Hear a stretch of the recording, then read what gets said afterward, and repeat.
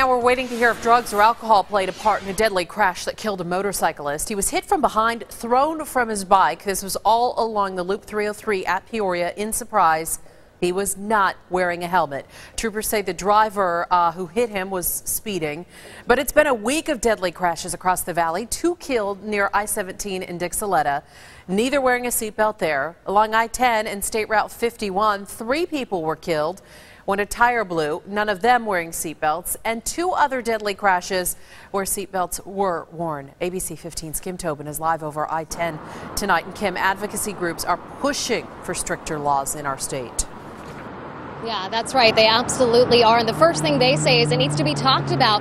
These crashes, as unfortunate as they are, really do raise awareness about how many people are not wearing seatbelts. And looking over I-10, one of the busiest spots here in Phoenix, and the people all driving here, all of them passing by, if all of them were not wearing a seatbelt, police could not pull them over because it has to be for something else. It has to be for speeding or something else because it's a secondary law in our state.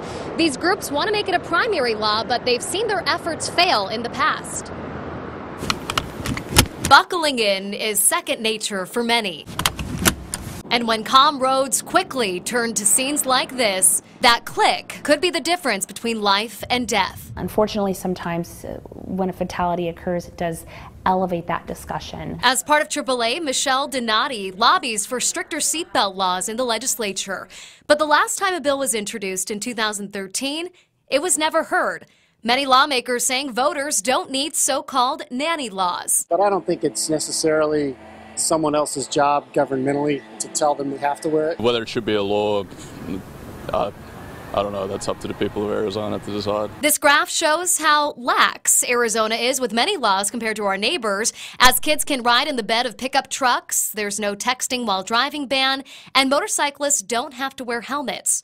Arizona Senator Steve Farley says our current laws are actually losing us money. Because the federal government actually ties some federal transportation funding to whether or not we have a primary seatbelt law. So we've been losing out on millions and millions of dollars every year that could be used to fill potholes in our state. When the legislative session picks back up next year, Farley and AAA say they'll be there pushing for this to be a primary law. And obviously, these crashes, many age ranges affected here, but very dramatic, as you saw. Teen drivers, though, they are the least likely to wear their seatbelts. That's the trouble group that they're really going after.